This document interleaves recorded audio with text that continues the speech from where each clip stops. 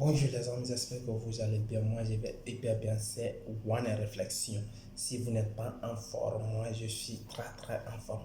Avant de commencer, je tiens à vous remercier pour tout ce qui me suit depuis le début de scène.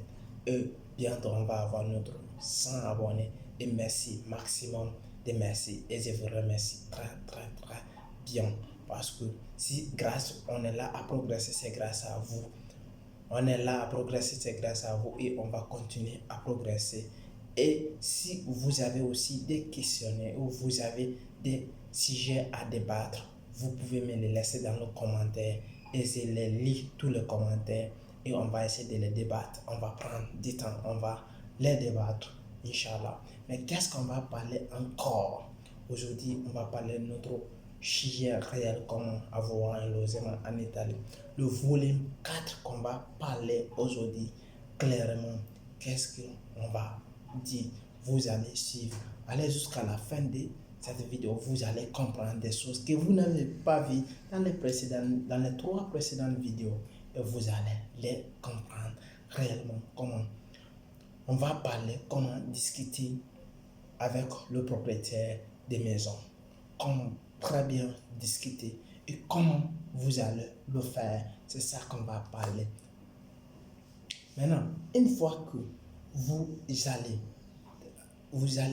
dans une agence immobilière ou puis vous allez trouver une personne qui détient les maisons et qui veut mettre un loyer ou bien une personne qui veut vous aider à avoir un logement, qu'est-ce qu'il va vous demander? Les questionnaires, les deux premières questions qu'il va vous poser. C'est ça qu'on va réfléchir. Il y a beaucoup de types de questions, mais les deux questions essentielles qu'il va vous demander et comment vous allez les répondre sans avoir de soucis, sans vous casser la tête, de façon manière bref et pour vous en sortir très clair. C'est ça qu'on va aborder ici. Maintenant, une fois que vous rencontrez la personne ou vous contactez la personne qui va vous aider à avoir la maison, qu'est-ce qu'il va vous dire? Voici la première question qu'il va vous demander. Est-ce que vous avez un contrat de travail? Est-ce que vous avez un contrat de travail? Le contrat de travail, elle est très important à la recherche d'une maison. Parce que, ou bien à la recherche d'un logement, elle est très important. Parce que si vous n'avez pas le contrat de travail, ou bien vous n'avez pas un sou sur vous, ou l'argent sur vous, qui peut payer le loyer, ou bien qui peut avancer le loyer, est-ce qu'elle est probable, est-ce qu'elle est important que vous preniez une maison en location? Moi, je dirais non. Parce que si votre économie ne vous permettrait pas de prendre une maison, ne le faites pas. Parce que c'est quelque chose qui est très dangereux. Pourquoi je dis cela? Le contrat, elle est très important. Parce que quand le propriétaire, il va vous dire est-ce que vous avez contrat et vous allez le dire oui, j'ai un contrat. Il va vous dire, vous allez lui donner qu'il va vérifier. Parce que le temps de vérification, ça va prendre un peu de temps. Ça peut prendre des jours ou bien ça peut prendre quelques heures. Il va contrôler. Quand il va contrôler, il voit que votre contrat, elle est réelle, elle est normale. Et parce qu'il sait que l'argent que vous gagnez par mois, ça peut vous suffire à payer votre loyer et à satisfaire vos besoins quiconque. Maintenant, il peut analyser le sujet. Si vous parlez la langue aussi, elle est très importante dans la discussion. Si vous êtes en train de discuter quelque chose pour avoir un logement. Le deuxième question qu'il va vous poser, est-ce que vous avez le document? Parce qu'elle est très importante. Parce que si vous avez le contrat, ou bien on veut vous donner le contrat de maison, il faut avoir un document. Parce que si vous n'avez pas un document, comment on va vous faire le contrat de maison? Parce que le contrat de maison est fait par un document. Et si vous n'avez pas ce document, comment vous allez le faire?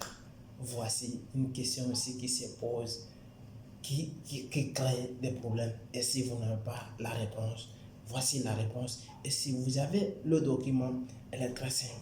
vous allez essayer de donner le document. Il va photocopier le document, il va vous valider.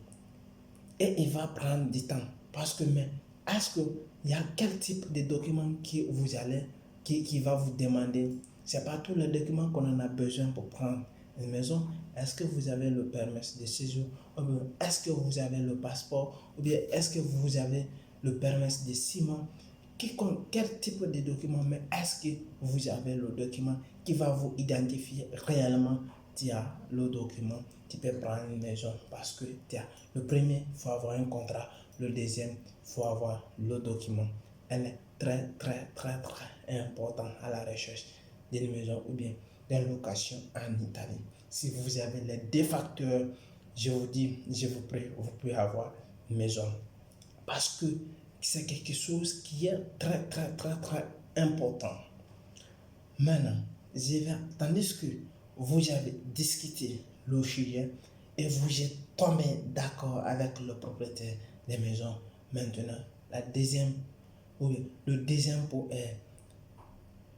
deuxième problème qui va vous poser, il va vous demander de l'avance.